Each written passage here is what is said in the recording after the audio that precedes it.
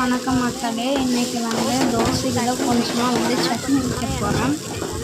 இப்போ பாருங்கள், ஃபஸ்ட்டு எண்ணெய் ஊற்றிக்குங்க. அதுக்கடுத்து வந்து கடுகு, கொஞ்சமாக வாசனைக்கு சோம்பு சேர்த்துக்குங்க.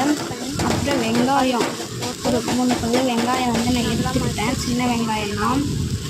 அப்புறம் தக்காளி கொஞ்சம் கட் பண்ணி போட்டுக்கிட்டேன். நல்லா அதை வந்து மசிச்சுக்கிட்டேன். நல்லா வதக்கணும்.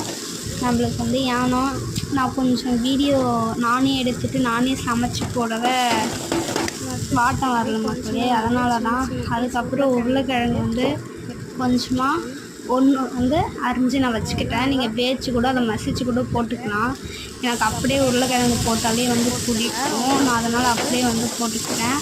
அதை வந்து நல்லா மிக்ஸ் பண்ணிக்கலாம். கூட கொஞ்சமாக வந்து உப்பு ஆட் பண்ணிக்கோங்க. உப்பு வந்து நீங்கள் காய்க்கூடே வந்து வதக்கி போட்டிங்கன்னா அது வந்து நல்லா அந்த காய்க்குள்ளே வந்து அந்த உப்பு வந்து ஊறிச்சுன்னா ரொம்பவே வந்து சூப்பராக இருக்கும். அதனால் நான் அது கூட வந்து உப்பு வந்து ஆட் பண்ணிக்கிறேன். அதை ஆட் பண்ணிவிட்டு நல்லா வந்து வதக்கிங்க. பச்சை வாசனை போகிற வரைக்கும் நல்லா வதக்கிங்க. ஓகேங்களா? நல்லா வந்து வதக்கிடுங்க, பச்சை வாசனை போகிற வரைக்கும். அது வதக்கிட்டு நல்லா வந்து வதக்கணும். அதான் மக்களே, நானே வீடியோ கொஞ்சம் எடுக்க முடியல.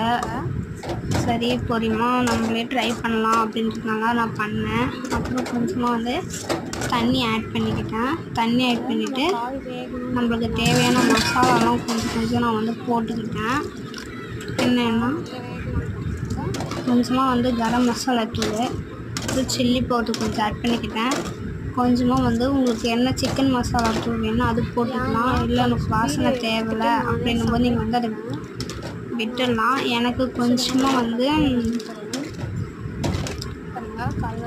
சன்னா மசாலா சொல்லிட்டு ஒரு மசாலா வந்து சன்னா மசாலா அப்படின்னு சொல்லிட்டு கடையில் கேட்டிங்கன்னா அவங்க கொடுப்பாங்க. அந்த மசாலா தூள் வந்து எனக்கு ரொம்ப பிடிக்கும். அதுதான் முன்னாடி பாக்கெட்டு. அதனால் நான் வந்து எனக்கு ஆட் பண்ணிக்கிட்டேன். உங்களுக்கு எந்த வாசனை வந்து ரொம்ப பிடிக்குமோ நீங்கள் வந்து அதை வந்து ஆட் பண்ணிக்கோங்க. அதனால் வந்து ஆமாம் சரி, இப்படி தான் வந்து இன்றைக்கி வந்து நான் சமைச்சேன். அப்புறம் ஒரு 5 நிமிஷம் வந்து மூடி போட்டு கொதிக்க வச்சுக்கோங்க. லோ ஃப்ளேமில் வச்சு வதக்கினீங்கன்னா ரொம்பவே சூப்பராக இருக்கும். இப்போ வந்து ஹை ஃப்ளேமில் வந்து அது வச்சுருக்கேன். இப்போ வந்து ஹை ஃப்ளேமில் வந்து வச்சுக்கோங்க. இப்போ வந்து ஹை ஃப்ளேமில் வந்து மூடிட்டேன், வச்சுக்கிட்டேன். பாருங்கள். ஓகே மக்களே, பாய். நெக்ஸ்ட் வீடியோவில் இதை கண்டினியூ வந்து நான் பண்ணுறேன். ஓகே, பாய்.